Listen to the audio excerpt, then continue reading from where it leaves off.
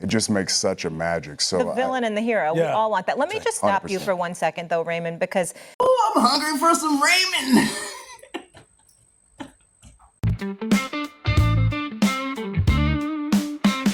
They call me a punk cause I'm the best in the world. Hitting them with the doomsday, making them curl. Put them in a chin lock just to make the neck beards mad. Have the dandies in the upper sounding like Johnny B. Bad. I put a hood on my head like El Gringo did. You put plastic on his head, you almost killed that kid. Mike Martin podcast, keeping it real. Subscribe to this stuff if you feel like I feel. Bringing you the truth, are you ready for it? What's up, everybody? Welcome to the Mike Martin podcast. Like, click, and oh, I was not planning on doing this, but I couldn't pass it up today. Wow. Breaking news. In TKO, WWE has a brand new superstar on the rising, and it is none other than the Raymond. Oh, wow. Okay, so story one is Raymond Reigns. Story two is TKO is getting greedy, people. TKO is now hooked up with ESPN, and guess what? Your WrestleManias are only gonna be on ESPN. You better have the subscriptions. The bullshit of all bullshit, you scumbag. The apps, money, money, money. Dang, they are ripping everybody off. You better lower those prices of those tickets too. Whew. Okay, well, in number three, when you look at Roman, okay, I'm just kidding. When you look at Roman Reigns, look at his face. It's about as white as mine. Here, let me take it off better. See how pale that is? Yeah, that's him. I'm not joking, people. I'm not kidding. The dude looks rough. And you're going to see it here on this ESPN stuff. And you're going to be like, dang. His face, he looks like he's seen a ghost. Like, legit, and look at his cheeks are real sunken in over here. Look how beady his eyes are, sunken in. And look over here. My traps are bigger than his. I'm not kidding. Something's wrong with Roman Reigns. I'm not joking. I've been right about the rest of this stuff. You people out there, my bros, my people, my female people, everybody, subscribe. Listen to me, because I'm telling the truth. Let's take a look at these. Boom, boom, boom, boom, boom. And flexible enough to be able to move with it. Crazy question, y'all. Crazy question. I ain't gonna lie. I got to ask this. You know, the talent is the talent. You know, the wrestlers are the wrestlers.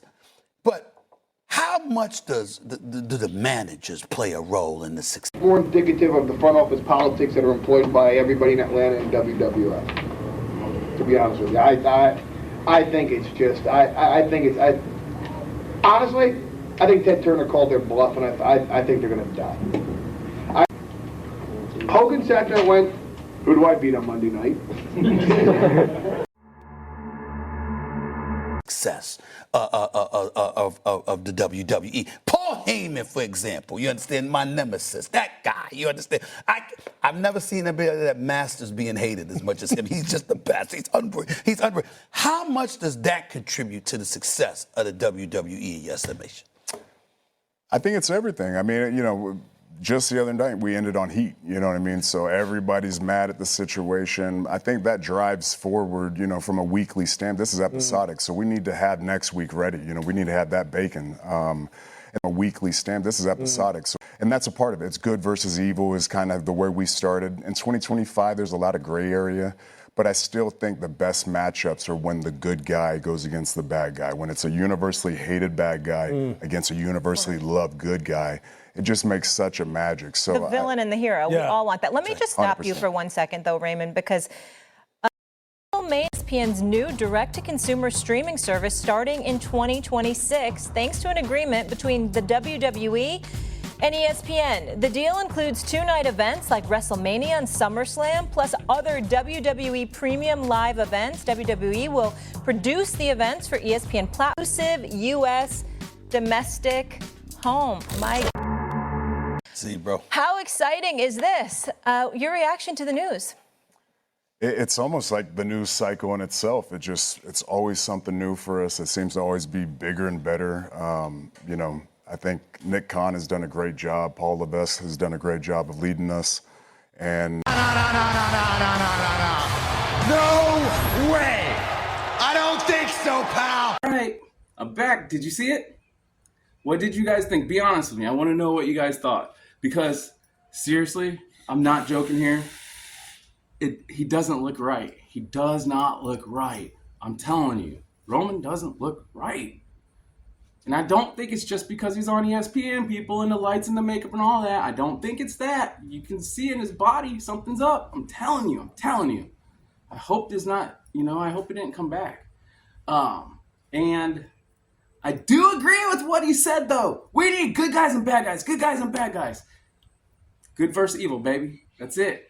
Will Ospreay!